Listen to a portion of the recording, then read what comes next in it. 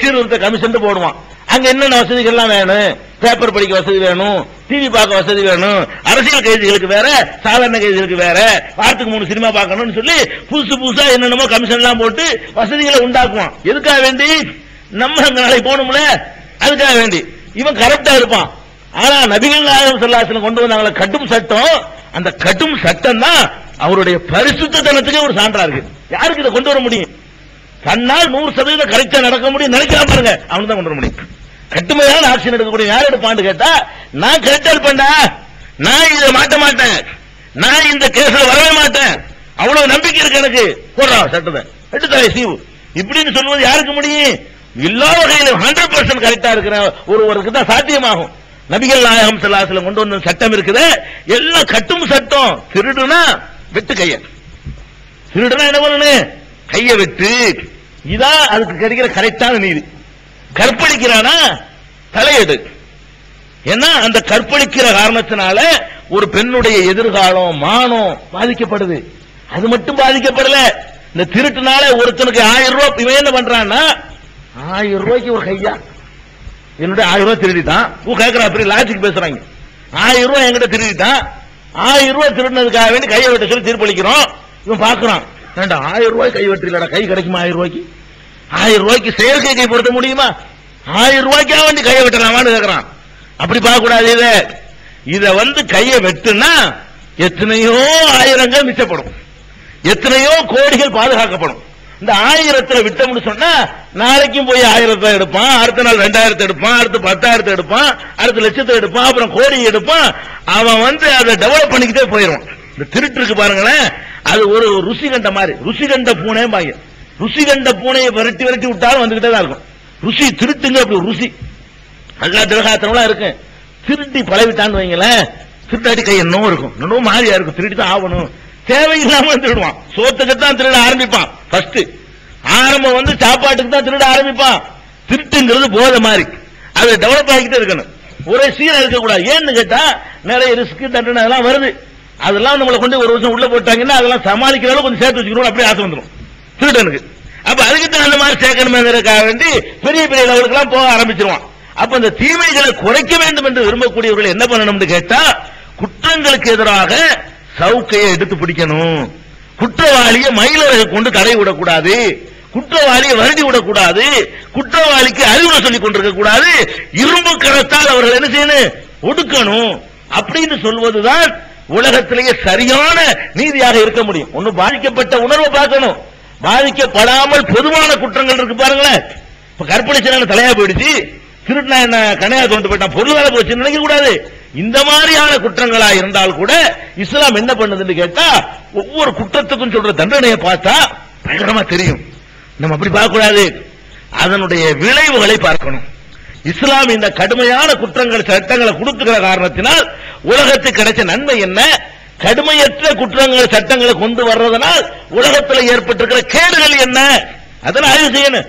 ஆய்வு செஞ்சு பாத்தீங்கன்னா, இப்போ ஒருத்தன் திருடுறான், திருடுனா அவனுக்கு என்ன பனிஷ்மெண்ட் நம்ம நாட்டில் இந்தியாவில் எடுத்துக்கிறோமே, என்ன பனிஷ்மெண்ட் ப்ரூஃப் பண்ணப்பட்டுருச்சுன்னு சொன்னா 3 மாசம்னு சொல்லி நீதி என்ன செய்வாரு, 3 மாசம் உள்ள போடுங்க பார். 3 மாசம் உள்ள போட்டாச்சு. 3 மாசம் நம்முடைய பொருளை திருடி இருக்கான். திருடுறதுக்காக வேண்டி நம்முடைய வரிப்பணத்துல 3 மாசத்துக்கு அவனுக்கு சோறு. நம்மள்ட்ட திருடி இருக்கலாம், திருடினவனுக்கு என்ன பண்றோம், நம்முடைய வரிப்பணத்துல இருந்து 3 மாசத்துக்கு அவனுக்கு சாப்பாடு கொடுக்கிறோம். 3 மாசத்துக்கு அவனுக்கு தங்குற வசதி, 3 மாசத்துக்கு அவனுக்கு தேவையான எல்லா ஏற்பாடுகளும், இலவசமான மருத்துவ உதவி. இன்னும் சொல்ல போனா அந்த மருத்துவ பெரிய பெரிய மருத்துவ சிகிச்சை எல்லாம் தேவைப்படுறவன்லாம் திருடி இப்படி உள்ள போனீங்கன்னா நீ பயங்கரமா ஓசியா பெரிய ட்ரீட்மெண்ட் எடுத்துட்டு வந்துடலாம். ஏன்னா ஜெயில இருக்கும்போது நோய் வந்துருச்சுன்னு வைங்களேன், மண்டையை போட்டா பதில் சொல்லணும்.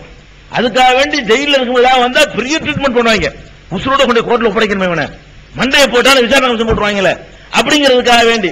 அதனால ஒரு பெரிய ஆபரேஷன் பண்ண, ஹார்ட் அட்டாக் நாளைக்கு இன்னைக்கு இருக்கான், அவன் திருடிட்டு உள்ள போயிட்டானா போதும், அவனுக்கு பைபாஸ் சர்ஜரி வரைக்கும் கவர்மெண்ட் செலவுல பண்ணி ஆளை சூப்பராக விட்டுருவாங்க. அந்த மாதிரியான வைத்தியங்கள் ஏதாவது ஒண்ணு ஏற்பட்டுச்சுன்னு சொன்னா அப்படி துடிச்சு போயிருவான். நீங்க ஒருவேளை வீட்டுல சாப்பிடலன்னா உங்க பொண்டாட்டிக்கு அழுவாளா, ஜெயிலர் அழுவார், கெஞ்சுவார், தம்பி சாப்பிட்டுருவோம் தம்பி, சாப்பிடாம போயிடாதீங்க. ஒருவேளை ஜெயில சாப்பிடலன்னா வேற எதுவுமே ஜெயில ஆயுதம் கிடையாது, தட்டை கவுத்திடுறது அங்க போராட்டம். ஜெயில் போராட்டம் என்ன, சிறையில வந்து தட்டு கொடுப்பாங்க, அவ தரும கவுத்திடணும், வாங்க மாட்டான், கெஞ்சுவான், தாடையை பிடிச்சி கஞ்சிருது என்ன, காலை பிடிச்சி கஞ்சிருது என்ன, எப்படியா சாப்பிட்டு தம்பி, 2வது வரைக்கும் போய் என்ன வைங்கள காலில் விழுந்து கஞ்சிருவான். எதுக்காக வேண்டி அவன் செத்துடக்கூடாதான். அப்ப எதுக்கு சொல்ல வரேன்னு கேட்டா, நான் திருடனவனுக்காக வேண்டி நம்முடைய வரிப்பணத்துல உணவு, நம்முடைய வரிப்பணத்துல இவ்வளவு பெரிய பாதுகாப்பு, நம்முடைய வரிப்பணத்துல இவ்வளவு பெரிய மருத்துவ சிகிச்சை எல்லாம் கொடுக்கப்படுது. என்ன நினைக்குவான், ஒரே ஒரு நாள் திருடினதுக்கு 3 மாசம் சாப்பாடு உறுதி ஆயிடுச்சு, கன்ஃபார்ம் ஆயிடுச்சு, 3 மாசத்துக்கு உழைக்க வேண்டியது இல்ல. அப்ப போனவன அடுத்த அதுக்கு தானே 100 தடவை கைது திருடினவன் மீண்டும் கைது, 105 தடவை திருடினவன் மீண்டும் பேப்பர்ல வருது, 80 தடவை சிறை சென்றவர் மீண்டும் கைது. எதுக்கு அப்படி வருது? அப்படிதான் இருக்கு, தண்டனையாவா இருக்குது. மாமியா கொடுக்குறான், அவனது பேர் வச்சிருக்கான், அவனை என்ன ஜெயிலுக்கு போறேன்னு செய்யறான், மாமியா வீட்டு போயிட்டு வர்றேங்கிறான். அப்ப மாமியாவுடன் பேர் வைக்கிற அளவுக்கு 80 முறை திருடினவன் மீண்டும் கைதான், 90 முறை, அப்ப 90 முறை திருடி இருக்கிறான், 90 முறை பிடிச்சி உள்ள போட்டிருக்கிற, 90 தடவை குற்றம் நிரூபிக்கப்பட்டிருக்கு, 91வது திருடானது என்ன கணக்குது, ஏன் திருடுறான்? அப்ப நமக்கு விளங்குது இது ஒரு கேலி கூத்து, இது அல்ல நீதி. இதனால குற்றவாளிகள் பெருகிறான். இன்னும் சொல்ல போனா பெரிய பெரிய பிளான்லாம் ஜெயில தான் வகுக்கப்படுது. இந்த பிக்பாக்கெட் அடிச்சவன் உள்ள போவாங்க, 10 பேர் சேர்ந்துருவானா, என்னடா சின்னது செஞ்சு உட்காந்துருக்கோம், பெருசா அடிச்சிருவோம், நம்ம கூட்டு சேர்ந்துருவோம், அங்கனக்குள்ள பிளான் பண்ணி வெளியே வந்தோட பேங்க் கொள்ளடிக்க வந்துருவான். சும்மா பிளேடு போட்டுட்டு இருந்தவன் தான் அவன் என்ன பண்ணுவான், பேங்க் கொள்ளடிக்கிற பிளான் எங்க உதயமாகும், சிறைச்சாலைக்குள்ள திட்டம் தீட்டுவதற்கு அழகான இடம் ஜெயிலு தான். மத்த எங்கன பேசியிருந்தாலும் உளவுத்துறை அனுப்புவாங்க, ஜெயிலுக்கு உளவுத்துறை வராது, அவன் கவர்மெண்ட் கஸ்டடி தானே. இன்னும் சொல்ல போனா அந்த வீரப்பனை கடத்திட்டு போனாங்களே ராஜகுமார, அதெல்லாம் எங்க தீட்டின திட்டம்ங்கிறீங்க, ஜெயில தான். ஜெயில வீரப்ப ஆட்களையும் கொண்டா போட்டாங்க, இந்த தமிழ் படையும் கொண்டு போட்டாங்க, லிங்க் ஆகிடுச்சு, அப்படி மெசேஜ் போனுச்சு, எப்படி இப்படி போகணுங்கிற ரூட் எல்லாம் காட்டுக்கு போற வழியெல்லாம் வீரப்ப ஆட்கள் அவன் கேட்டுக்கிட்டான், கிளீனாக போய் சேர்ந்துட்டாங்கல்ல. வீரப்பனை கடத்தினா எப்படி தமிழ் படைக்கு தமிழ் தேசிய இயக்கத்தினருக்கும் வீரப்பனுக்கு என்ன தொடர்பு இருக்குங்கிறீங்க, எல்லாம் ஜெயில் தான். ஜெயில ஏற்படுற கனெக்ஷன்ல தான் எல்லாம் டெவலப் ஆகுறது குற்றங்கள் எல்லாம். இந்த ஜெயிலே ஒண்ணு இருக்கிறதால எல்லாத்தையும் கேடு. நம்முடைய வரிப்பணத்தில் இந்த மாதிரி வச்சிருக்காங்க பாருங்க.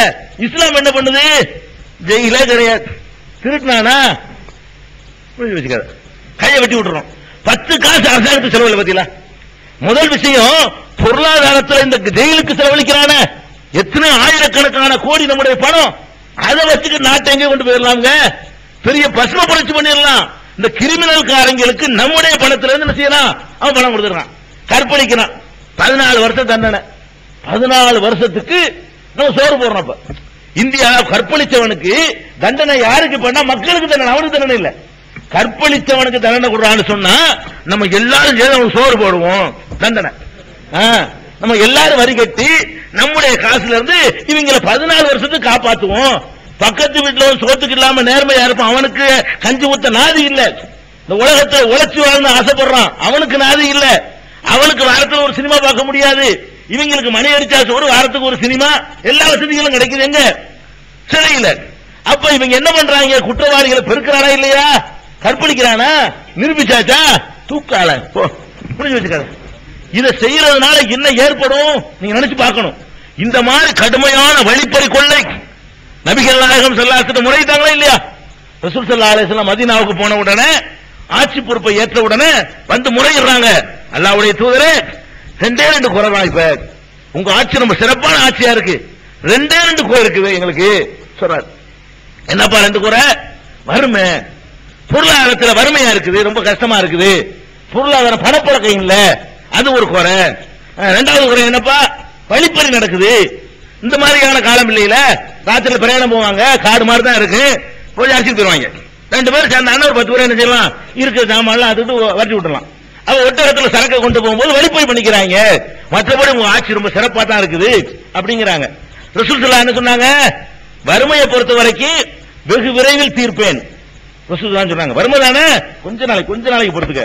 இந்த ஜக்காத்துங்கிற அழகான திட்டத்தை கொண்டு வந்தாங்க, ரொம்ப சூப்பரான ஒரு பொருளாதார புரட்சி செஞ்சாங்க. கடைசியில்